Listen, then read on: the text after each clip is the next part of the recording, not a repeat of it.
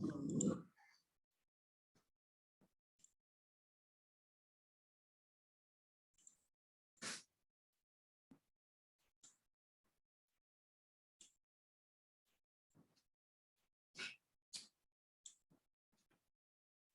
Hello students, हम पढ़ रहे थे chapter 2 electrostatic potential and capacitance. और प्रीवियस जो 2 लेक्चर्स हैं आप उन्हें देख सकते हो कि मैंने अब तक क्या पढ़ाया है। मैं एक बार ये फिर से बता देना चाहता हूँ कि ये जो मैं लेक्चर्स दे रहा हूँ in the platform of YouTube, ये अभी केवल सीबीएसई बोर्ड के लिए है और स्पेशली उन स्टूडेंट को फोकस कर रहे हैं जो कहीं ना कहीं एवरेज हैं या अपने आप को स्लो लर्नर समझते हैं। कोई कमजोर जैसी बात नहीं होती है। हाँ, कुछ बच्चों को सब्जेक्ट अच्छे से आता है, कुछ को नहीं आता है। तो if you are topper and find the material like JEE and NEET, तो अभी मैंने ऐसा कुछ इसमें नहीं देना शुरू किया है। मैं अभी फोकस कर रहा हूँ उन स्टूडेंट्स पे जिनको बोर्ड देना है। तो अगर आप बोर्ड देना चाहते हो तो मैं जो भी करा रहा हूँ वो बोर्ड के रिस्पेक्ट में ही है। ओके स्टूडेंट्स, तो इस बात को ध्यान रख के पढ़िए। और इन फ्यूचर के जो भी मेरे लेक्चर्स हैं आने वाले कुछ दिनों में, मैं उसमें नीट और जेई पे भी मूव करूंगा। लेकिन ये पहली सीढ़ी है और एक एक सीढ़ी करते हुए छत पे जाएंगे। मैं डायरेक्टली कोई जंप नहीं करने वाला हूँ। और ऐसे बहुत सारे सोर्सेस अवेलेबल हैं जो आपको ये कहकर प्रोवाइड कर रहे हैं कि मैं जेई और नीट पढ़ा रहा हूँ। लेकिन मुझे मानना है, मेरा मानना है कि पहले आप फर्स्ट सीढ़ी अच्छे चढ़िए। चलिए कोई बात नहीं, आज हमें जो पढ़ना है नेक्स्ट टॉपिक, वो है हमारा इक्विपोटेंशियल सरफेस।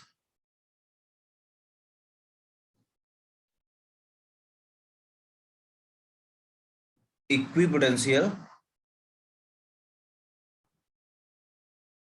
सरफेस।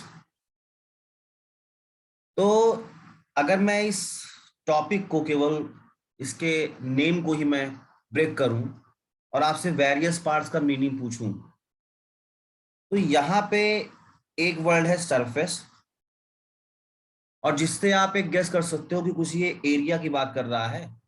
तो आप ये भी कह सकते हो कि शायद ये 2 डायमेंशनल हो। अब ये कितना आप गलत होगे ये भी हम बाद में देखेंगे कि क्या ये सरफेस हमेशा एरिया से रिलेटेड है तो 2 डायमेंशनल ही होगा। दूसरा, अगर मैं इसके वर्ड को देखूं तो यहां पर एक वर्ड है पोटेंशियल। पोटेंशियल। अब जो वर्ड पोटेंशियल है, अगर आप प्रीवियस लेक्चर को देखें तो पोटेंशियल क्या है इसका मैंने आपको डेफिनेशन, फॉर्मूला और जो भी वेरियस टाइप्स के पोटेंशियल थे, ड्यू टू ए डाइपोल या due to a point charge at axial, equatorial और जनरल पॉइंट, ये सब भी हमने किया। तो इससे आप इंट्रोड्यूस हो, इससे आप इंट्रोड्यूस हो। अब यहां पे वर्ड है इक्वी, और इक्वी का केवल इतना सा मतलब है इक्वल। इक्वी का मतलब क्या है? इक्वल, जिससे आप बहुत ही इजी लैंग्वेज में सेम कह सकते हो। तो अगर किसी को फिजिक्स नहीं आती है तो ऐसा मतलब नहीं है कि वो बहुत टफ है। दिस इज योर फोबिया, कि आपको सांप से डर लगता है तो लगता है, पानी से लगता है तो लगता है। क्यों लगता है कोई मतलब नहीं है। कभी आपने उसमें उतरने की कोशिश नहीं की, तैरने की कोशिश नहीं की और सांप को भगाने की कोशिश नहीं की। Just like this. अब देखिए, अगर मैं ये कहूं कि मैं आपको इक्विपोटेंशियल सरफेस पढ़ाने आया हूं, तो क्या ऐसा कुछ इसमें पढ़ाने जैसा है? मैं आपको डिफिनेशन बता दूं कि एक ऐसा सरफेस जिसके लिए पोटेंशियल सेम हो या जिसके हर एक पॉइंट में पोटेंशियल सेम हो, तो वो इक्विपोटेंशियल सरफेस होगा। तो इसके डिफिनेशन में कुछ ऐसा नहीं है जिसको हम बहुत पढ़ करके जाने के हमने तीर मार दिया है। हमें फोकस करना होगा कि हाँ हमें ये जानना है कि इक्विपोटेंशियल सरफेस होता क्या है, पहली चीज। फिर हमारे बोर्ड के रिस्पेक्ट में, हमारा जो बेसिक नॉलेज के रिस्पेक्ट में, जो बाद में हमें कंपटीशन में भी काम देगा, ये इक्विपोटेंशियल सरफेस के टाइप्स क्या होते हैं, किस तरह का इसका डायग्राम बनता है, इसका पिक्चोरियल रिप्रेजेंटेशन कैसा होता है, इसकी प्रॉपर्टीज कैसे होती है। या अगर इससे एग्जाम में क्वेश्चन आने वाले हैं, जैसा मैंने कहा सीबीएसई और एक तरीके से यूपी बोर्ड जो भी इंग्लिश मीडियम में है वो इसको ले सकते हैं, क्योंकि अब यूपी बोर्ड भी आपका सेम एनसीईआरटी पैटर्न है। ठीक है, तो आप उसके लिए इसको तैयारी करेंगे। ठीक है, तो मैं उस पर चलता हूं। मैंने एक इंट्रोडक्शन दिया कि एक्चुअली में है क्या। तो ये मैंने केवल नेम को क्लियर किया, लेकिन अब मैं थोड़ा सा और आगे आता हूं। पहली चीज यहां पे सरफेस एरिया है, लेकिन जरूरी नहीं कि वो 2 डायमेंशनल हो। वो 3 डायमेंशन स्पेस में कोई अगर बॉडी है तो उस बॉडी का भी सरफेस हो सकता है। तो होता तो 2 डायमेंशन है, लेकिन ये स्पेस के लिए 3 डायमेंशन के लिए भी लाई करेगा। तो जो मैंने पहले बताया उससे यहाँ पे एक नई बात थी कि आप इसको ये रट के मत बैठिएगा। अगर कोई एक हम यहाँ पे स्फीयर बना दें, अब ये आपको लगे सर सर्किल है तो मैं 2D पे 3D ड्रॉ नहीं कर सकता हूँ, लेकिन ये स्फीयर है, तो क्या इस स्फीयर पे इक्विपोटेंशियल सरफेस नहीं हो सकता है? क्यों नहीं हो सकता है? अगर हम इसका एक छोटा सा पार्ट ले लें, जो कि एक सरफेस ले लें, तो ये भी इक्विपोटेंशियल हो सकता है। यानी ये एक 2 डायमेंशनल क्वांटिटी भी है, और स्पेस में किसी 3 डायमेंशन के लिए भी ये सरफेस हो सकता है। पोटेंशियल वर्ड का जो मैंने मतलब बताया वही है, इक्वी का मतलब जो मैंने मतलब बताया वही है। तो यहाँ पे सरफेस के लिए केवल ये नई बात थी। आई बात समझ में? तो इसके बाद अगर मैं आपसे कहूं कि आप बताइए इक्विपोटेंशियल सरफेस क्या है, तो आप इसे बहुत ही इजीली, बहुत ही आसानी से इसे आप डिफाइन कर सकते हो। क्या डिफाइन करोगे इसे आप? इसे आप ये डिफाइन करोगे, any surface, any surface that has same electric potential, that has same electric potential at every point on it is called an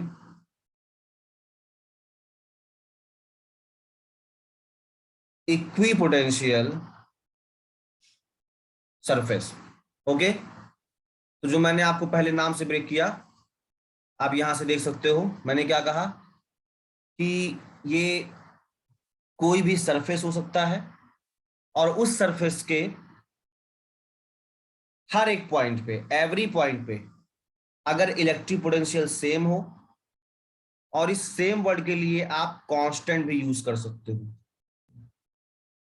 तो कोई भी सरफेस से अगर हर एक पॉइंट पे इलेक्ट्रिक पोटेंशियल सेम है, कांस्टेंट है, तो वो सरफेस जो हमारा होगा उसे हम कहेंगे इक्वी पोटेंशियल सरफेस। ठीक है? और जैसा मैंने कहा कि यहां पे जो इक्वी पोटेंशियल सरफेस है, ये हो सकता है may be surface of a body और सरफेस इन स्पेस। ठीक है? तो बॉडी और ये सरफेस स्पेस का मतलब मैं आपको बता चुका हूं। ठीक है? हम जैसे जैसे आगे बढ़ेंगे आप समझ जाओगे कि यहाँ पे इक्विपोटेंशियल सरफेस है क्या। तो अगर हमसे बहुत ही सिंपल वर्ड में कहा जाए कि इक्विपोटेंशियल सरफेस हमको मिलेगा कैसे, तो सपोज दैट ये कुछ ऐसे पॉइंट्स हैं, मैं कह रहा हूं ये 6 पॉइंट है, 5 या 8 9 कुछ भी पॉइंट है, n पॉइंट भी हो सकते हैं, और हर एक पॉइंट पे पोटेंशियल सेम है। कंडीशन क्या है?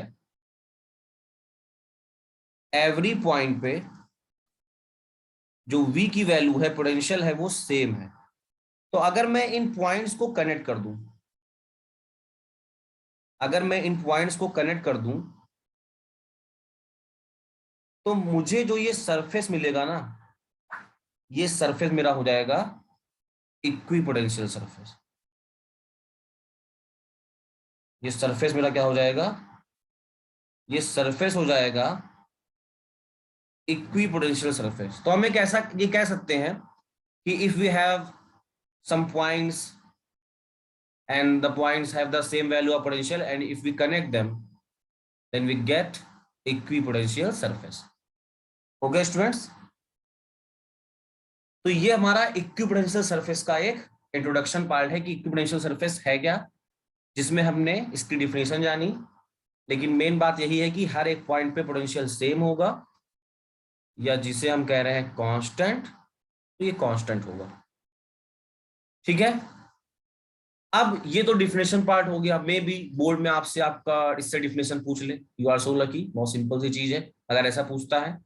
लेकिन श्योर क्वेश्चन जहां से आने वाला है बोर्ड में, हम उस पर चलते हैं, और वो ये है कि equipotential surface of A various charge system.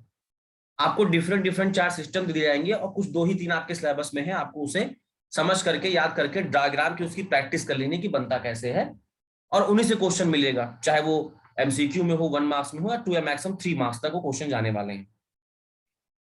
So our next topic is equipotential surface of various charge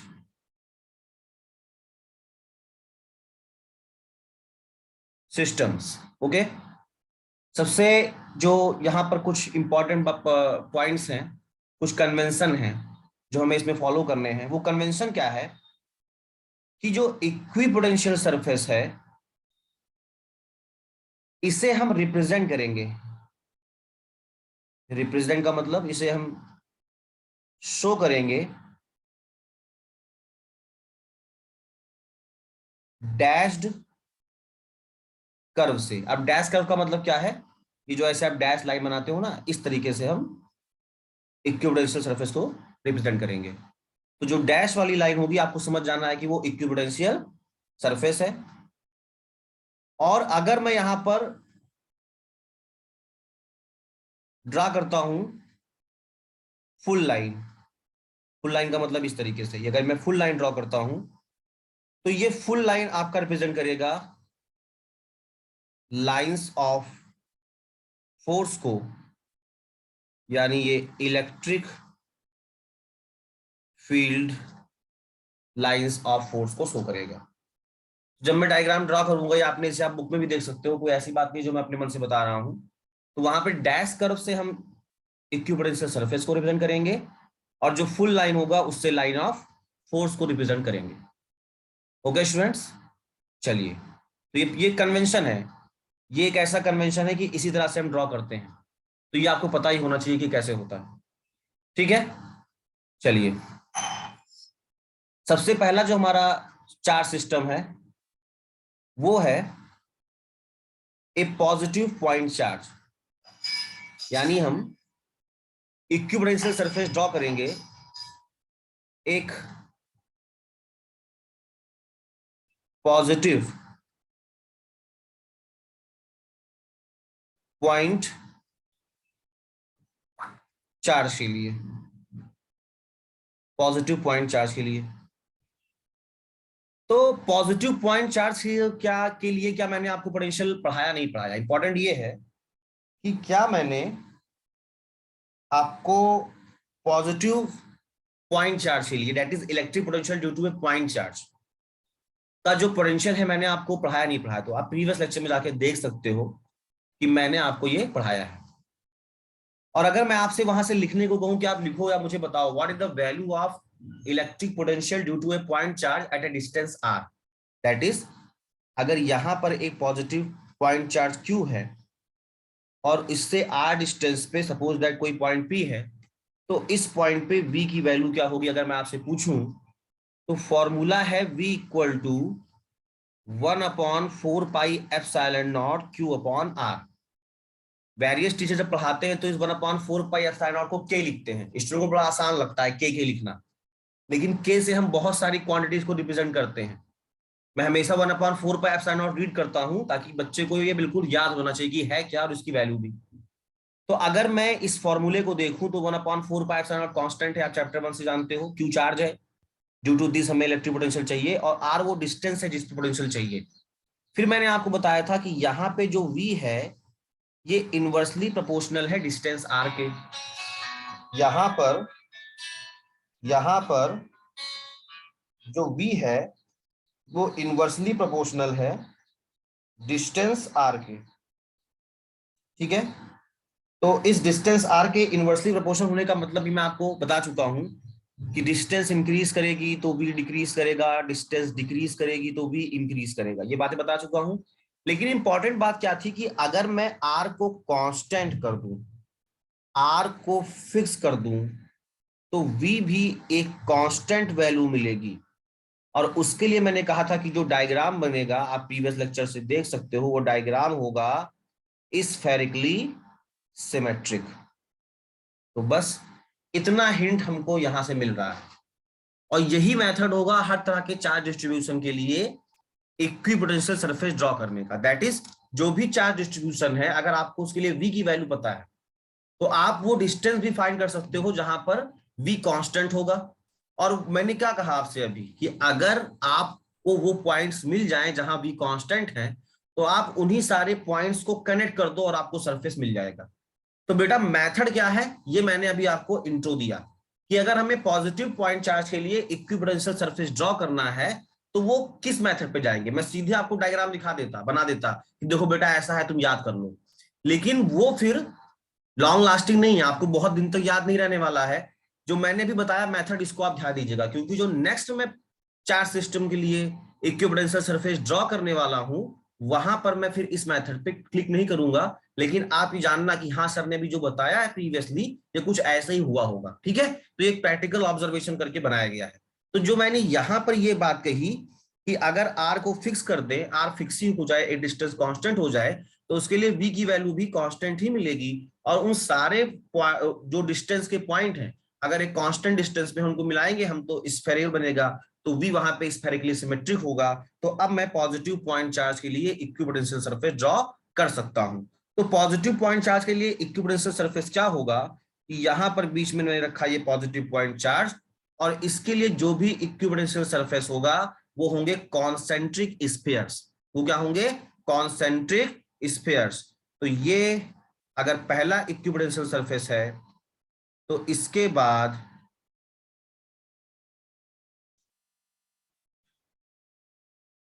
तो इसके बाद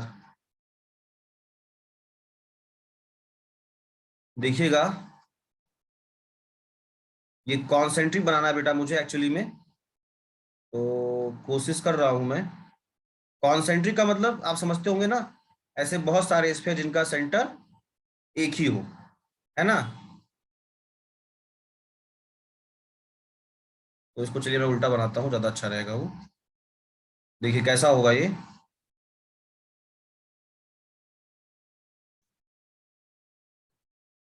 कॉन्सेंट्रिक का मतलब क्या है देखिएगा आप।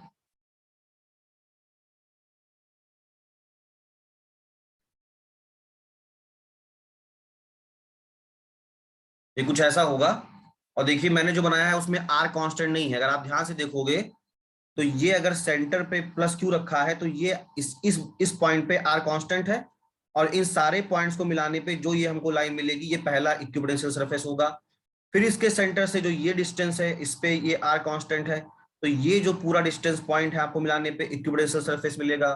और फिर इसी सेंटर से आर डिस्टेंस पे जो तीसरा है ये पॉइंट, इसके हर एक पॉइंट पे आर कांस्टेंट है, तो वहां भी कांस्टेंट होगा, और उन सारे पॉइंट को मिला के ये आउटर वाला आपको जो मिलेगा, ये इक्विपोटेंशियल सरफेस होगा। ठीक है। तो यहां पर इक्विपोटेंशियल सरफेस बनने कैसे वाले हैं पॉजिटिव पॉइंट चार्ज से, तो यहाँ पे इक्विपोटेंशियल सरफेस जो बनेगा एक सिंगल पॉइंट चार्ज से, वो केवल इतना होगा, कॉन्सेंट्रिक स्फेरिकल सेल्स। सेल्स का मतलब एक के अंदर एक, फिर वो बन रहेगा। आई बात समझ में? तो इस तरह से कॉन्सेंट्रिक स्फेरिकल सेल बनेंगे। अब देखिए जो मैंने कन्वेंशन अभी आपको बताया, उस कन्वेंशन में क्या बताया कि जो ये इक्विपोटेंशियल सरफेस आपको बनाना है, उसको आपको कैसा बनाना है, डैश डैश कर बनाना है। तो आप इसको डायग्राम में देखिएगा, आपके पास जो भी बुक अवेलेबल है, कि वहां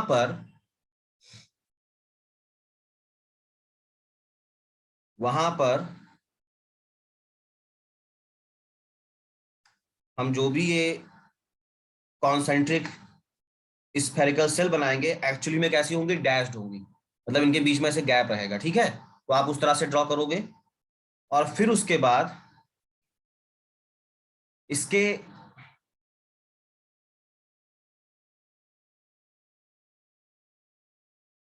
थोड़ा सा टफ होता है डायग्राम पेन टैब पे बनाना, लेकिन मैं कोशिश कर रहा हूं और हार नहीं मानूंगा। देखिए मैं थोड़ा सा रफली बनाऊंगा। ये पॉजिटिव पॉइंट चार्ज है, ये फर्स्ट डिस्टेंस आर के लिए हुआ कुछ ऐसा, पहला स्फेरिकल सेल। फिर दूसरे डिस्टेंस आर के लिए ये तीसरा होगा, फिर ये नेक्स्ट के लिए ऐसा होगा। और जब इसे आप बनाओगे उससे, बुक से देखिएगा बिल्कुल एक फिक्स डिस्टेंस पे होंगे। तो जो डैश कर्व है ना, ये आपके होगा इक्विपोटेंशियल सरफेस।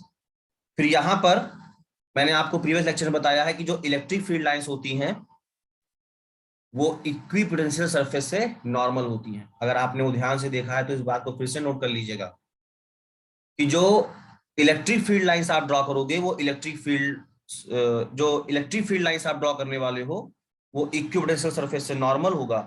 तो यहाँ पे इलेक्ट्रिक फील्ड लाइंस मैं बना रहा हूं, देखिएगा। ये प्रीवियसली क्लास सॉरी चैप्टर 1 से भी आप जानते हो कि इलेक्ट्रिक फील्ड नॉर्मल्स ऐसे क्यों बनती हैं।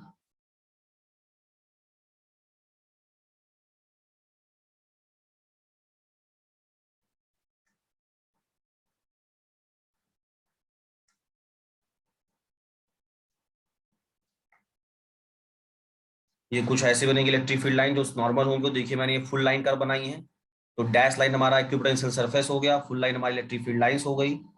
इसमें भी ये चीज जरूरी है, अगर ये पॉजिटिव चार्ज है तो इसमें जो इलेक्ट्रिक फील्ड लाइंस होगा वो आउटवर्ड होगा, तो इस पे आप बाहर की डायरेक्शन में, आउटवर्ड डायरेक्शन में एरो पुट करना ना भूलिए, वरना ये मार्क्स आपके कट गए। तो यहां पर ये जो डैश लाइन है ये हो गया इक्विपोटेंशियल सरफेस, ये डैश लाइन हो गया इलेक्ट्रिक इक्विपोटेंशियल सरफेस। और ये जो ये लाइन है फुल लाइन है, ये आपकी हो गई field lines of force. Okay students, तो ये आपके सिलेबस से पहला पॉइंट है जो आपको देखना है।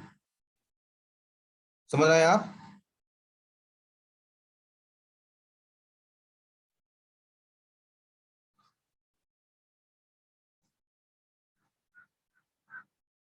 तो इस तरह से ये आप कर सकते हो। ओके स्टूडेंट्स, ये पहला चार्ट डिस्ट्रीब्यूशन था। अब मैं जो नेक्स्ट चार्ट डिस्ट्रीब्यूशन बनाऊंगा उसमें आप ये जान जाएंगे कि अच्छा इक्विपोटेंशियल सरफेस को कैसे किया होगा, ये कैसे हमारे सिलेबस में बना।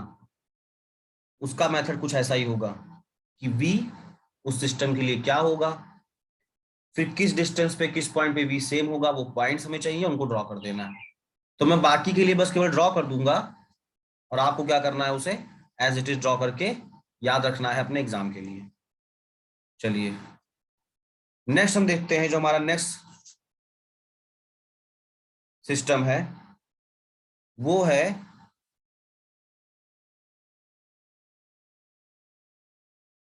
Equipotential surfaces of two equal and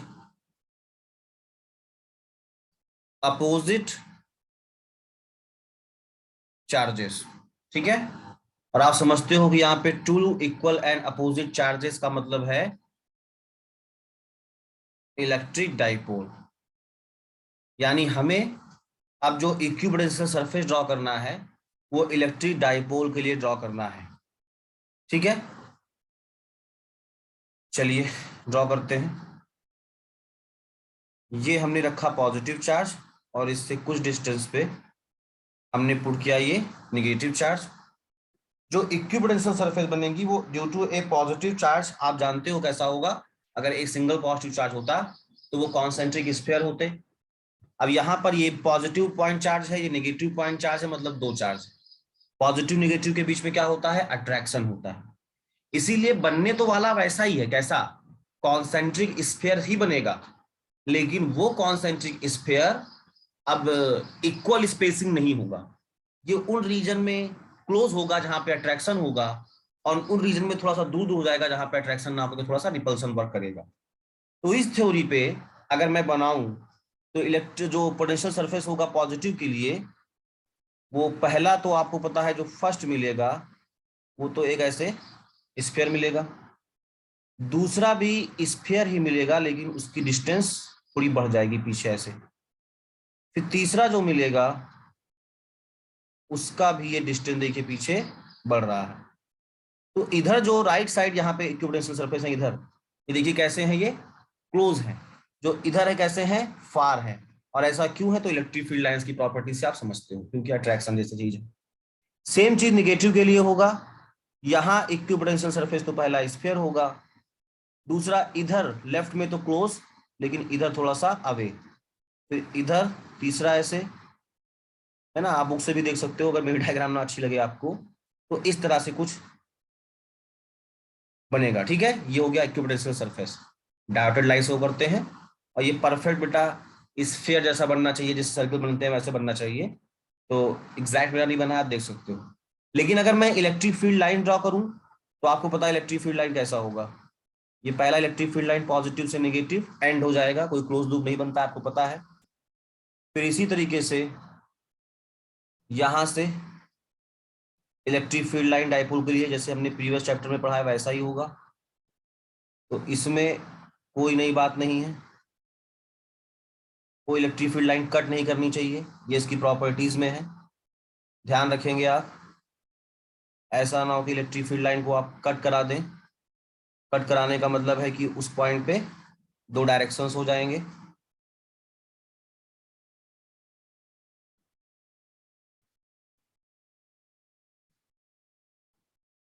तो ये जो मैं फुल लाइंस बना रहा हूं ये इलेक्ट्रिक फील्ड लाइन है, और जो डॉटेड है वो हमारा क्या है,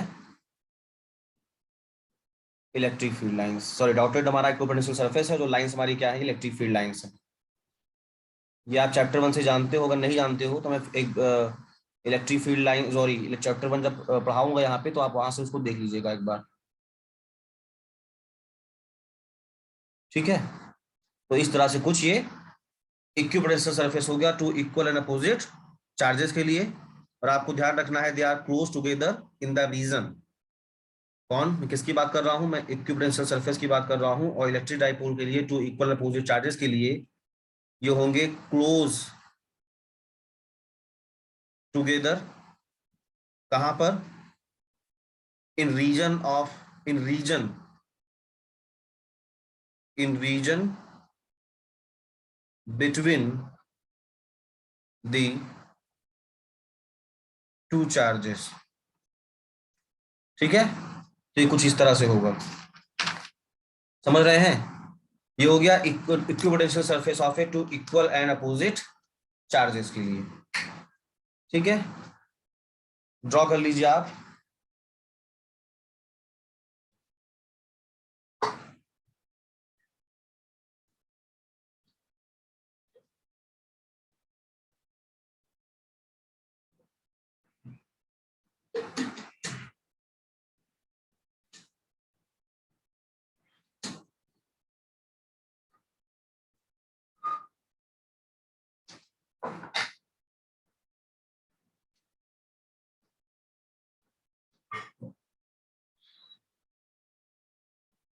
ओके स्टूडेंट्स, जो नेक्स्ट हमारा है वो टू इक्वल पॉजिटिव चार्जेस, जैसे भी पॉजिटिव नेगेटिव दो अपोजिट थे यहाँ पे सेम होगा, है ना। और इसके ये वाला मैं आपको दे रहा हूँ होमवर्क, ये अपने बुक से आप देख के कर लीजिए, सभी लोग जो भी मेरा वीडियो देख रहे हैं बुक से देख के कर लीजिए, क्योंकि मैंने आपको बताया मेथड क्या है। और साथ ही लास्ट में जो बनेगा वो equipotential surface for a uniform electric field, मैं बता दे रहा हूँ लास्ट वाला फोर्थ जो है। थर्ड में आपको होमवर्क दे रहा हूँ, सेम पॉजिटिव सेम चार्ज के लिए, सेम चार्ज के लिए मतलब दो ऐसे पॉजिटिव रखे होंगे तो क्या होगा, और आप कर सकते हैं, बहुत इजी है। मैं यहां पर बता रहा हूं कि हम ड्रॉ करेंगे equipotential surface for a uniform electric field. किसके लिए ड्रॉ करेंगे हम, तो हम ड्रॉ करेंगे for a uniform electric field. तो first you draw uniform electric field. Uniform electric field are represent by parallel equidistant line.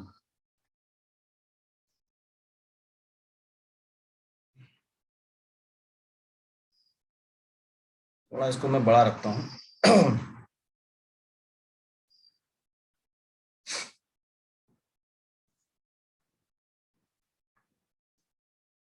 तो मैं यहाँ पे यूनिफॉर्म इलेक्ट्रिक फील्ड ड्रॉ कर रहा हूं, that is parallel, lines parallel होनी चाहिए एंड इक्विडिस्टेंस, एंड दो लाइन के बीच का डिस्टेंस कैसा होना चाहिए, इक्वल होना चाहिए। तो ये इलेक्ट्रिक फील्ड लाइंस है, नहीं इसमें डायरेक्शन कहाँ है सर, डायरेक्शन तो दिखाइए। तो ये हमने एरो बना दिया और अभी बता रहा है इलेक्ट्रिक फील्ड को, तो ये हो गया यूनिफॉर्म इलेक्ट्रिक फील्ड। अब अगर आपको यूनिफॉर्म इलेक्ट्रिक फील्ड्स के लिए इक्विडिस्टेंस सरफेस बनाना है तो आपके पास ज्यादा हिंट नहीं है कुछ, ना कोई फॉर्मूला ना कुछ, लेकिन हाँ एक हिंट तो है, अगर आप थोड़ा सा ध्यान लगाएं वो हिंट क्या है। तो हिंट ये है कि इक्विपोटेंशियल सरफेस से जो इलेक्ट्रिक फील्ड लाइन होती है वो नॉर्मल होती है, परपेंडिकुलर होती है।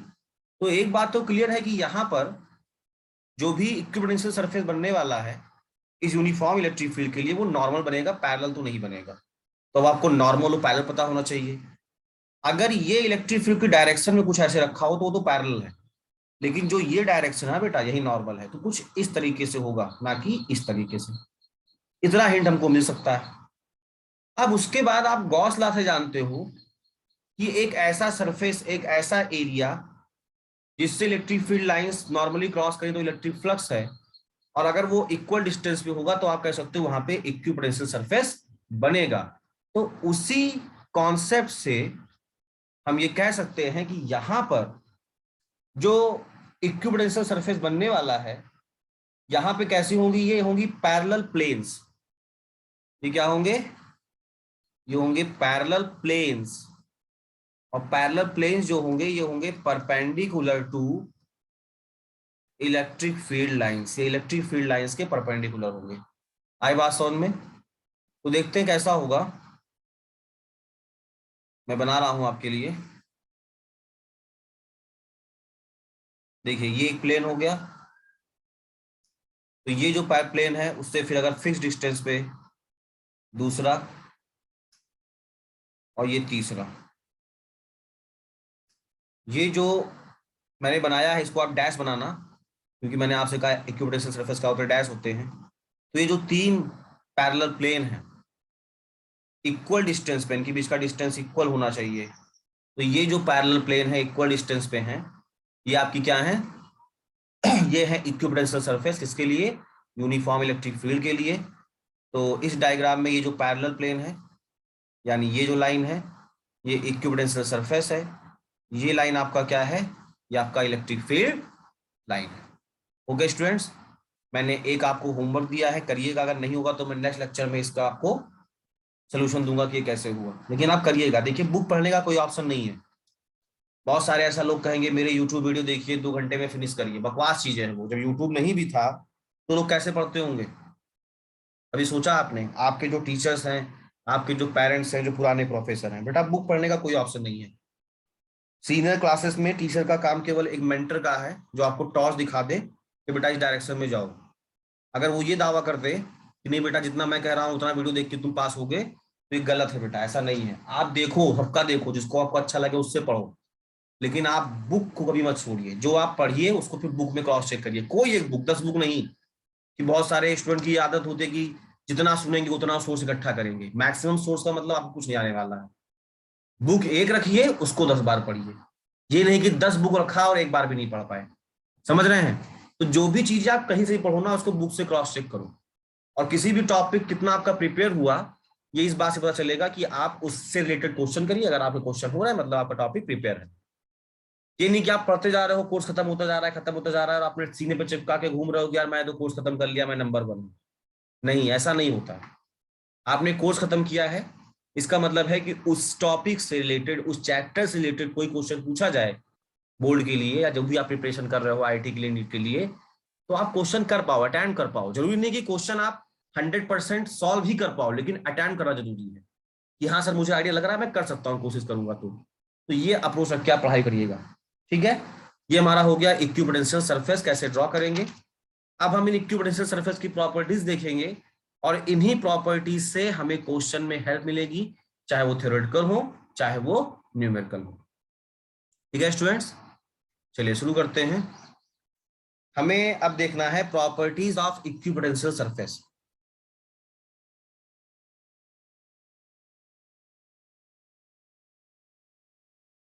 Properties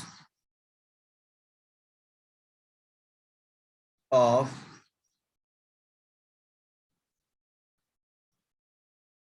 equipotential surface. तो क्या प्रॉपर्टीज है, बहुत ही सिंपल प्रॉपर्टीज है। पहली चीज ये है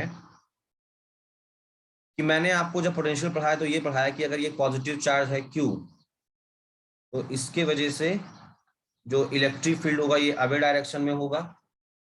और फिर यहां पर अगर दो पॉइंट्स हैं A और B, तो पॉइंट A पर अगर पोटेंशियल है VA और पॉइंट B पोटेंशियल है VB, तो क्या दोनों पे सेम होगा? तो आपको पता है कि पोटेंशियल होता है डिस्टेंस के इनवर्सली प्रोपोर्शनल। तो अगर VB पे पोटेंशियल है V, तो VA पे पोटेंशियल होगा V प्लस DV। फिर यहां पर जो वर्क डन होगा वो वर्क डन क्या होगा? तो वर्क डन होगा चार्ज इनटू पोटेंशियल डिफरेंस। तो चार्ज होगा Q और पोटेंशियल डिफरेंस का मतलब V plus DV minus V, that is VV cancel Q DV। यहां पे वर्क डन कितना हो गया? Q DV। ये कहां से किया मैंने? तो V equal to W upon Q, आपको पोटेंशियल का फॉर्मूला पता है, यहां से किया मैंने। ठीक है, ये एक नॉर्मल कंडीशन है। अब बताइए पहली प्रॉपर्टी क्या बनेगी, आप यहां से कुछ गेस कर पा रहे हैं? एक इक्विपोटेंशियल सरफेस के हर एक पॉइंट पे V की वैल्यू सेम होती है। ये तो पहली बात थी ना भाई। तो अगर ऐसा है, तो अगर ये पॉजिटिव चार्ज के लिए ये दो पॉइंट हम मान लें कि इक्विपोटेंशियल वाले पॉइंट हैं, तो यहाँ पे तो इक्विपोटेंशियल नहीं होगा, ये ऐसे होंगे ना नॉर्मल, ऐसे इसी पॉइंट पे। तो यहाँ पे दो पॉइंट ले लें और उनके पोटेंशियल अगर सेम हो, तो लेट सपोज दैट ऐसा होगा नहीं ए बी पोटेंशियल सेम, लेकिन मान लीजिए अगर ये दोनों इक्विपोटेंशियल वाले पॉइंट हैं, अगर ये दोनों इक्विपोटेंशियल वाले पॉइंट हैं, तो इक्विपोटेंशियल कंडीशन में क्या होगा? वीबी पोटेंशियल भी होगा, वीए पोटेंशियल भी होगा। और अब अगर मैं वर्क डन फाइंड करूं, तो चार्ज Q और पोटेंशियल डिफरेंस का मतलब V माइनस, तो V cancel zero, so work done is zero. किसी कंडीशन है पोटेंशियल की, इक्विपोटेंशियल सरफेस की। तो इसमें पहली प्रॉपर्टी जो है इक्विपोटेंशियल सरफेस की वही है कि no work is done in moving a, no work is done in moving a test charge over an equipotential surface। ठीक है, वर्क डन नहीं होगा, कोई वर्क डन नहीं होगा, नो वर्क डन, कोई वर्क डन नहीं होगा। यानी कह सकते हैं कि वर्क डन जीरो भी होगा। कब? अगर हम एक टेस्ट चार्ज को मूव कराएं, कहां पर? इक्विपोटेंशियल सरफेस पे। आई बात समझ में? और ऐसा क्यों होगा? क्योंकि आप देख रहे हो वर्क डन क्या है? Potential difference. तो इक्विपोटेंशियल सरफेस पे तो पोटेंशियल सेम है, पोटेंशियल का डिफरेंस ही नहीं है, तो हम वर्क डन क्या हो जाएगा? जीरो हो जाएगा। ये है इसकी पहली बात, समझ रहे हैं आप? ये है इसकी पहली बात। दूसरा देखते हैं इसकी प्रॉपर्टी क्या है, सेकंड प्रॉपर्टी क्या है। The second property of equipotential surfaces, electric field is always normal. Electric field is always normal to equipotential surface। ठीक है, तो अगर कोई भी ये इक्विपोटेंशियल सरफेस है तो इससे जो इलेक्ट्रिक फील्ड लाइंस होगी वो नॉर्मल ही होंगी, ठीक है। और आपको पता है ये आउटवर्ड कौन सा लेंगे, ये लेंगे, इसको मत लीजिएगा, ठीक है। तो यहाँ पे इलेक्ट्रिक फील्ड लाइंस जो होंगी सरफेस से नॉर्मल बनेंगी, इस बात को आपको ध्यान रखना है। तो ये दूसरी जो प्रॉपर्टी है वो यही है कि इलेक्ट्रिक फील्ड लाइंस जो होंगी, इलेक्ट्रिक फील्ड जो होगा ये हमेशा नॉर्मल होगा इक्विपोटेंशियल सरफेस से। ये कोई भी दो, ये अगर इक्विपोटेंशियल सरफेस है, इस पे कोई भी दो पॉइंट है ए और बी, तो वहां पोटेंशियल सेम है। और फिर ये जो है लाइन, ये लाइन जो है इलेक्ट्रिक फील्ड लाइन जो सरफेस से नॉर्मल है। और ये ऐसा क्यों है, चैप्टर फर्स्ट में आपने देखा है। अगर आपको नहीं आएगा तो मुझसे पूछेगा, मैं इसको और डिटेल में बता दूंगा, लेकिन इतने से ही आपका काम बन जाने वाला है। अगर आपको डिटेल में जानना होगा कि ऐसा क्यों है, बिल्कुल सर इसका आप और डेप्थ में जाइए तो बता दूंगा मैं आपको। थर्ड पॉइंट ये है कि equipotential surface, equi potential surface are close together in the region of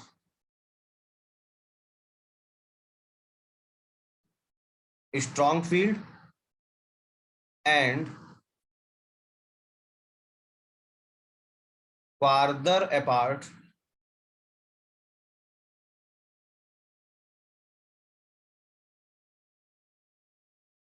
in the region of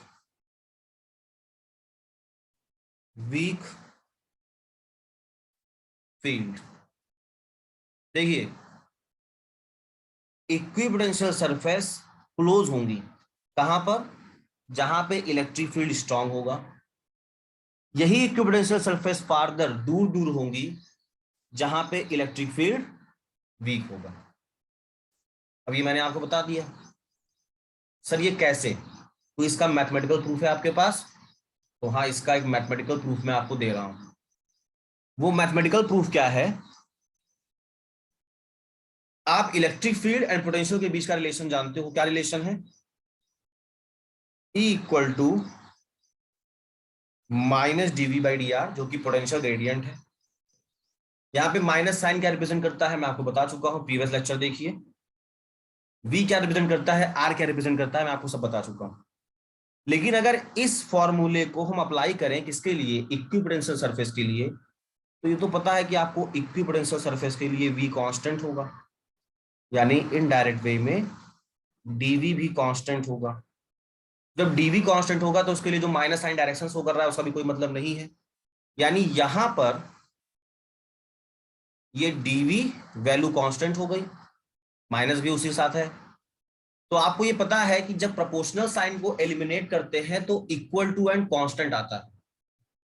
I repeat, proportional sign को एलिमिनेट करने पे इक्वल टू कांस्टेंट आता है, और इसका वाइस वर्सा भी ट्रू है कि अगर मैं इक्वल टू एंड कांस्टेंट को हटाऊं तो क्या आएगा, प्रोपोर्शनल आएगा। तो यहाँ पे डीवी कांस्टेंट है तो उसको मैं एलिमिनेट कर दूंगा, तो मुझे क्या मिलेगा, मुझे मिलेगा ई प्रोपोर्शनल टू 1/dr। अब यहाँ पे ई रिप्रेजेंट कर रहा है इलेक्ट्रिक फील्ड को, डीआर रिप्रेजेंट कर रहा है उनके बीच के डिस्टेंस को। तो अगर इलेक्ट्रिक फील्ड स्ट्रांग होगा, ग्रेटर होगा, तो इनवर्स रिलेशन है उनके बीच का डिस्टेंस क्या होगा, कम होगा। और अगर इलेक्ट्रिक फील्ड की वैल्यू वीक होगी तो डी आर जो उनके बीच का डिस्टेंस है वो कैसा होगा, स्ट्रांग होगा। तो ये इसका रीजन है। तो मैंने आपसे कहा उसका रीजन क्या है, उसका रीजन है ये चीज, ये जो थर्ड प्रॉपर्टी है। और ये कहां से आया, यहां से आया, ठीक है। आप देख लीजिए, डी आर डिस्टेंस है, ईओ है, इनवर्स रिलेशन है, आप क्रॉस चेक कर सकते हो।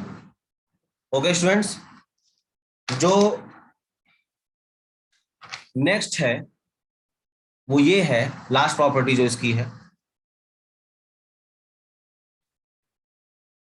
लास्ट प्रॉपर्टी जो है जिसे हम फोर्थ पॉइंट कह सकते हैं, no two equipotential surface,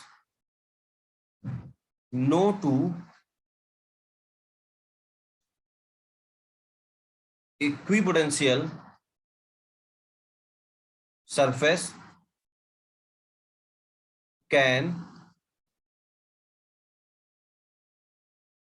intersect each other। मतलब कोई भी दो इक्विपोटेंशियल सरफेस कभी इंटरसेक्ट नहीं करते। क्यों? तो ये प्रॉपर्टी आप इलेक्ट्रिक फील्ड लाइंस जानते हो, सब बताने वाली चीजें नहीं है, लेकिन फिर भी अगर ये इंटरसेक्ट कर गए तो जो पॉइंट ऑफ इंटरसेक्शन होगा, मान लीजिए ये एक इक्विपोटेंशियल सरफेस है और ये दूसरा, ये दो पॉइंट पे इंटरसेक्ट कर गए, तो इन एक ही पॉइंट पे क्या हुआ, इसके और इसके लिए दो वैल्यू हो गई। मतलब अगर ये इक्विपोटेंशियल सरफेस के लिए V1 वैल्यू था, इसके लिए V2 था, तो यहाँ पे दो वैल्यू एग्जिस्ट करेंगी ना, V1 एंड V2। तो यहाँ पर भी ऐसे दो वैल्यू एग्जिस्ट करेंगी। और अगर इक्विपोटेंशियल सरफेस है तो वैल्यू एक ही होनी चाहिए, वैल्यू सेम होनी चाहिए, वैल्यू कांस्टेंट होनी चाहिए। तो अगर ये इंटरसेक्ट कर गए तो क्या होगा, to values of electric potential, to values of electric potential at point of intersection, जो कि इस केस में इम्पॉसिबल है अगर इक्विपोटेंशियल सरफेस है तो इसलिए ये नहीं हो सकता, इसलिए ये नहीं हो सकता है। समझ आए आप? इस बात को आप ध्यान रखिए।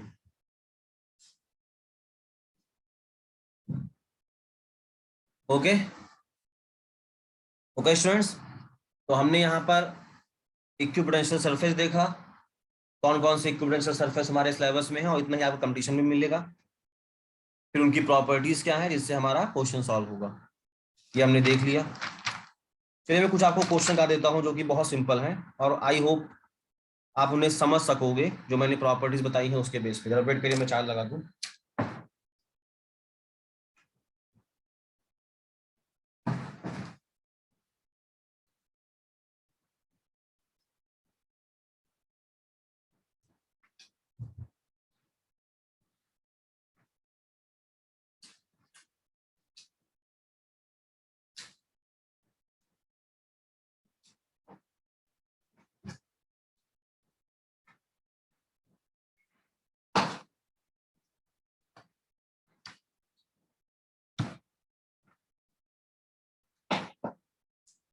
चलिए देखते हैं, हम कुछ न्यूमेरिकल कर रहे हैं और यहां पर इसकी हेल्प लगेगी तो आप ध्यान दीजिएगा। चलिए क्वेश्चन है, पहला क्वेश्चन जो है मैं लिख रहा हूं साथ साथ, तो आप भी। ए यूनिफॉर्म इलेक्ट्रिक फील्ड, ए यूनिफॉर्म इलेक्ट्रिक फील्ड, इसकी वैल्यू गिवन है E equal two of 300 newton per coulomb is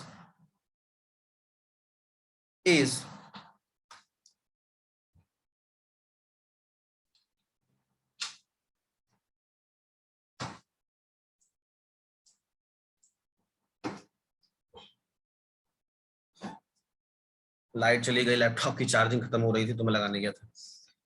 a uniform electric field E of 300 newton per coulomb is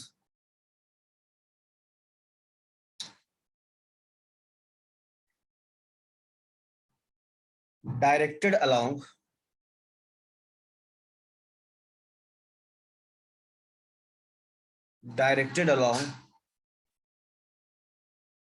negative x-axis, directed along negative x-axis, A, B and C are 3 points in the field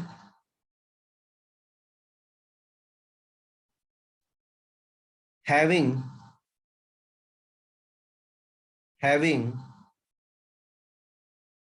x and y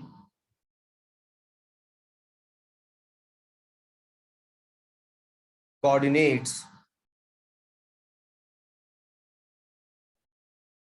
in meter,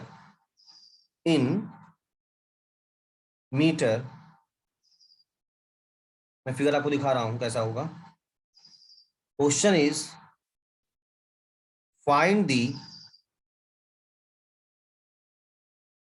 potential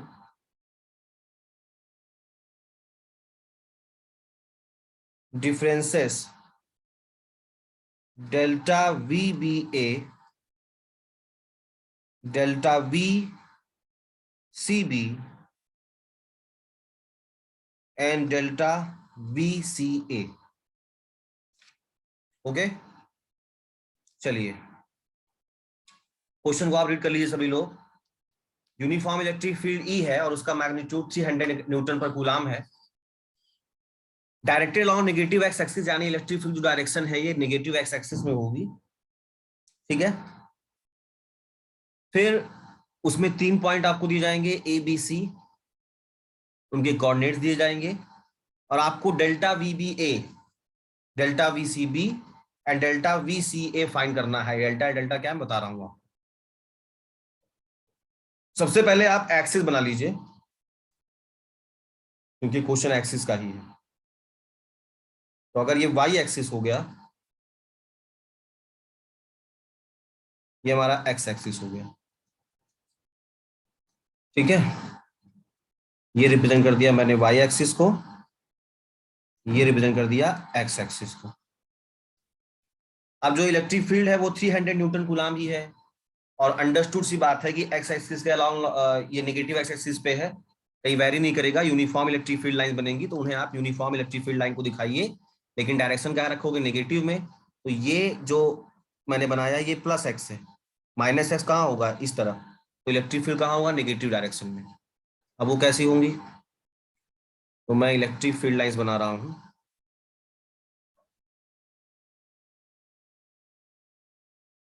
parallel equidistant line आप show कर दीजिए बस.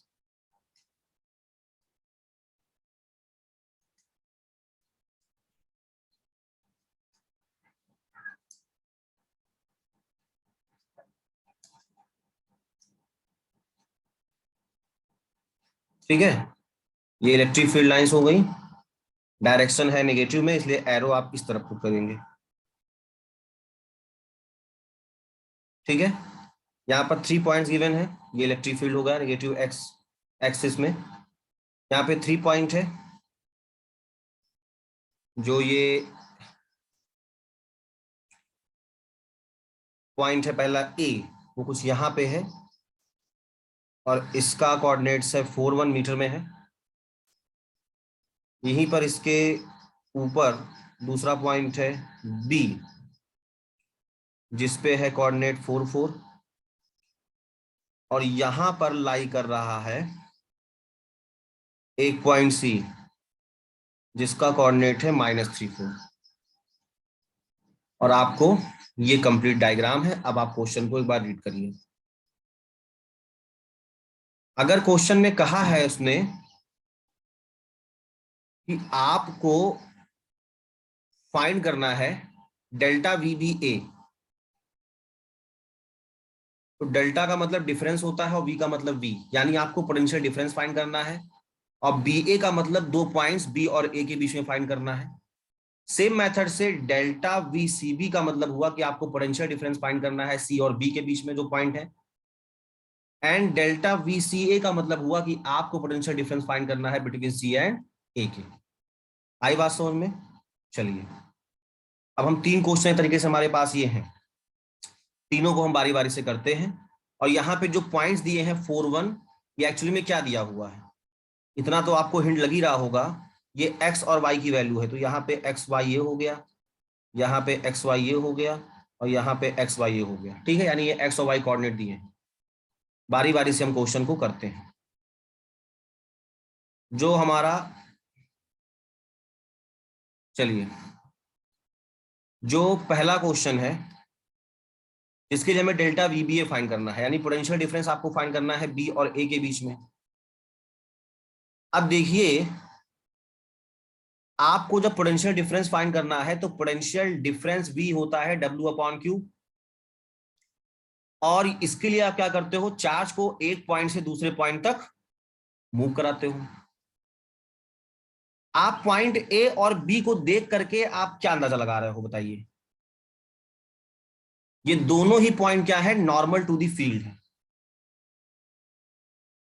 ये दोनों point क्या है, normal to the field है। यानी अगर इस पे आप चार्ज को मूव कराओगे B से A तक या A से B तक, A से B तक अगर आप चार्ज को मूव कराओगे तो वो इलेक्ट्रिक फील्ड से कैसा है, नॉर्मल है। और वो दो पॉइंट जो इलेक्ट्रिक फील्ड से नॉर्मल है, आपको पता है कि वो कैसे होते हैं, इक्विपोटेंशियल पे होते हैं।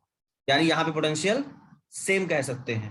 तो इस रिस्पेक्ट में आप कहिए, या इस रिस्पेक्ट में भी कहिए कि अगर ये इलेक्ट्रिक फील्ड के नॉर्मल है तो इलेक्ट्रिक फील्ड के नॉर्मल कंडीशन में क्या होगा, यहाँ पे पोटेंशियल सेम होगा। नॉर्मल टू दी फील्ड है तो सेम पोटेंशियल होगा, और जब सेम पोटेंशियल होगा तो इन दोनों पॉइंट के बीच का पोटेंशियल डिफरेंस VBA ये कितना हो गया, 0 हो गया। ये मैंने अभी आपको प्रॉपर्टी में पढ़ाया है, ध्यान दीजिए कैसे हुआ। ये नॉर्मल टू दी फील्ड है, बिल्कुल सेम डिस्टेंस पे है। वाई एक्सिस को आप भूल जाइए, केवल एक्स एक्सिस को देखिए, दोनों क्या है, 4 दिखा रहा है value. Normal to the field है, ये दूसरी बात हुई। तो क्या हुआ, पोटेंशियल सेम हुआ। तो पोटेंशियल सेम है तो उनके बीच का पोटेंशियल डिफरेंस कितना हो जाएगा, 0।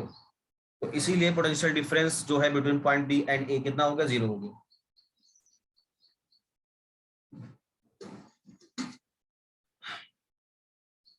ठीक है,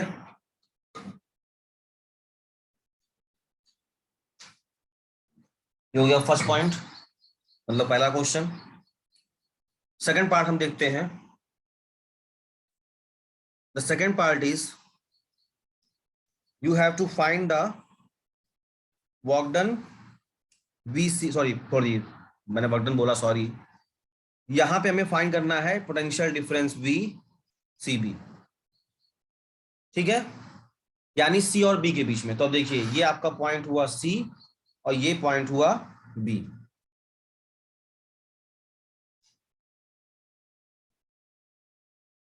आप बताइए यहां पे कौन सा पोटेंशियल ज्यादा होगा, कौन से पॉइंट पे पोटेंशियल कम होगा?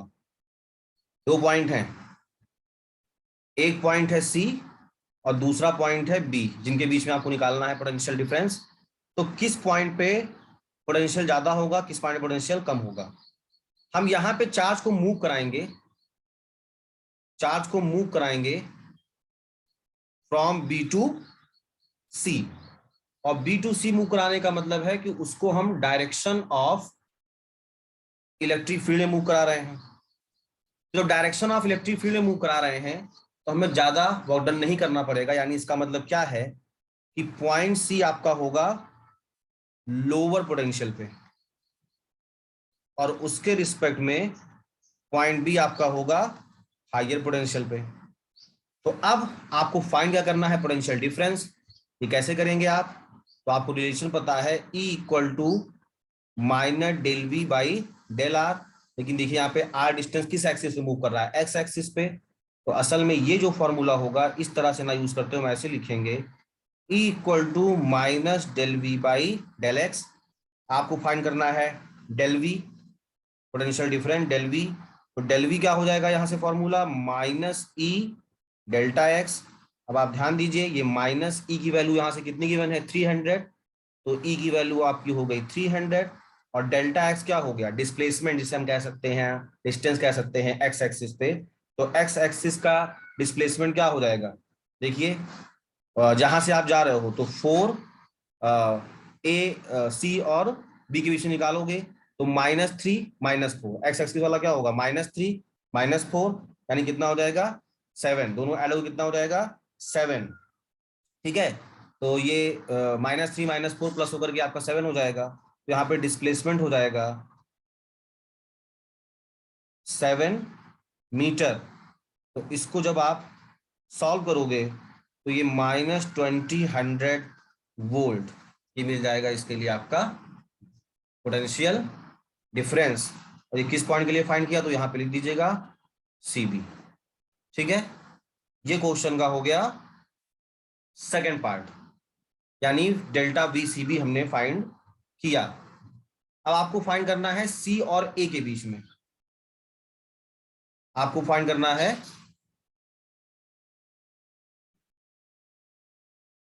C और A के बीच में। तो C और A के बीच में कैसे फाइंड करेंगे, ये देख लेते हैं। ठीक है, चलिए इसको इरेज करता हूं मैं। ध्यान दीजिएगा, क्वेश्चन बहुत सिंपल सा था।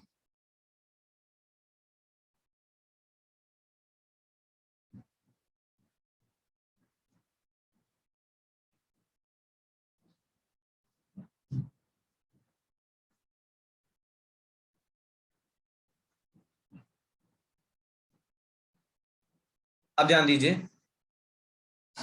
जो लास्ट इसका पार्ट है, थर्ड पार्ट, ये आपको फाइंड करना है डेल्टा VCA, यानी इसके बीच में। तो अब ये डेल्टा VCA आप कैसे फाइंड करोगे, ये हो जाएगा VC minus VA, VC minus VA।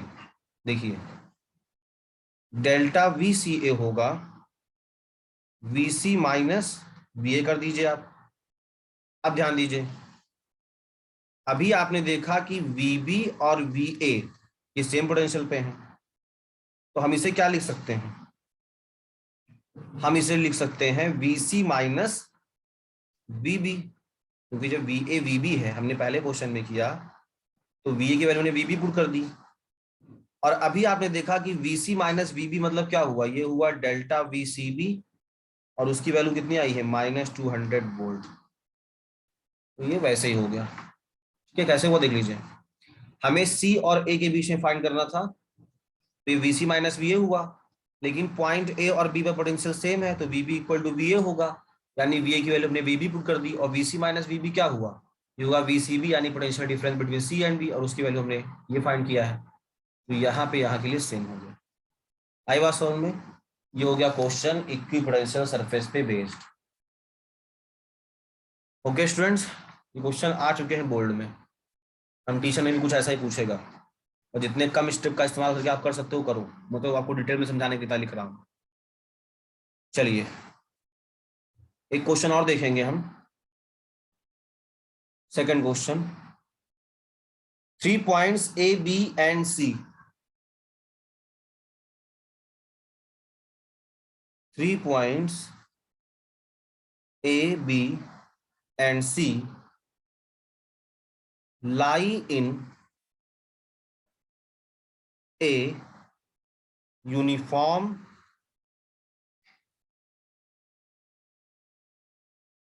electric field E of 5 into 10 to power 3 Newton per coulomb as shown। तो मैं डायग्राम दिखा रहा हूं आपको। Find the potential difference, find the potential difference between A and C। चलिए diagram देख लेते हैं पहले।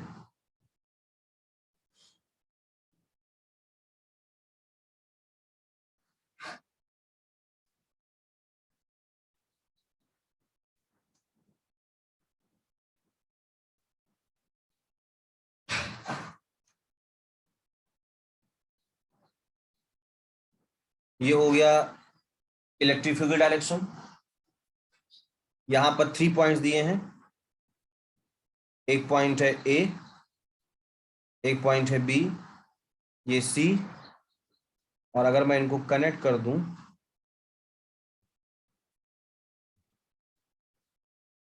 कुछ ऐसा बनेगा। ठीक है, या देख रहे हो राइट एंगल है, ये जो डिस्टेंस है BC ये 3 सेंटीमीटर गिवन है, और ये जो AC है ये 5 सेंटीमीटर गिवन है। अब क्वेश्चन को एक बार आप रीड कर लीजिए। 3 पॉइंट्स हैं ABC, लाई कर रहे हैं यूनिफॉर्म इलेक्ट्रिक फील्ड E में, उस इलेक्ट्रिक फील्ड की वैल्यू हमको गिवन है 5 इंटू 10⁻³ न्यूटन पर कूलाम। आपको फाइंड करना है potential difference between A and C, यानी आपको फाइंड करना है potential difference V A C के बीच में, ये ए सी के बीच में आपको फाइंड करना है। समझ रहे हैं आप? तो एक चीज तो आपको दिख रही होगी, वो क्या दिख रहा है कि जो बी एंड सी है ये लाई कर रहे हैं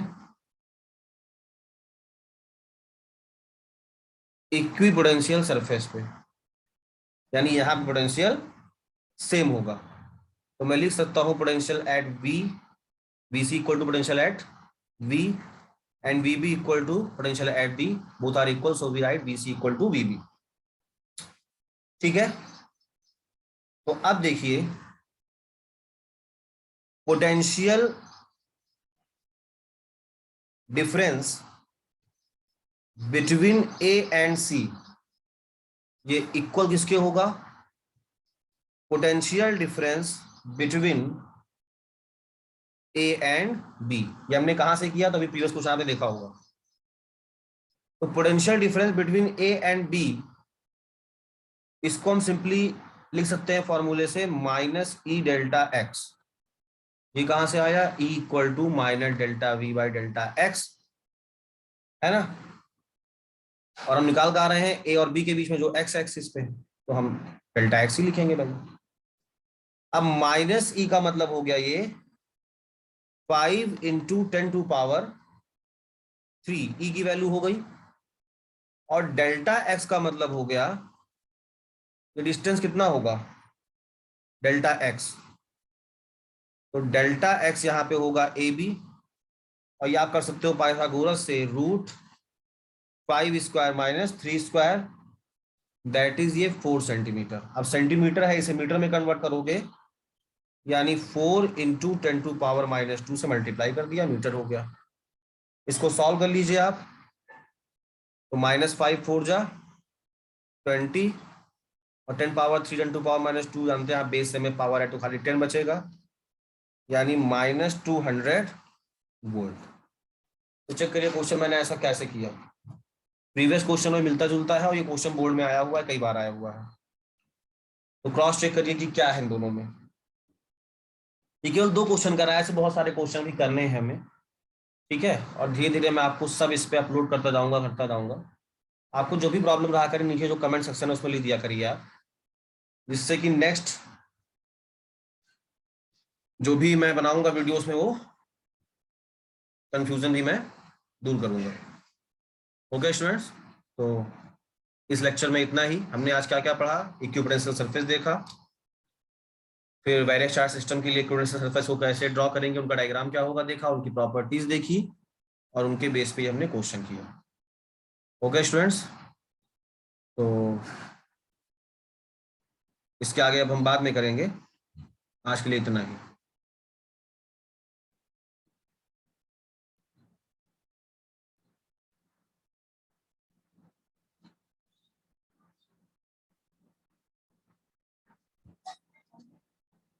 थैंक यू एवरीवन।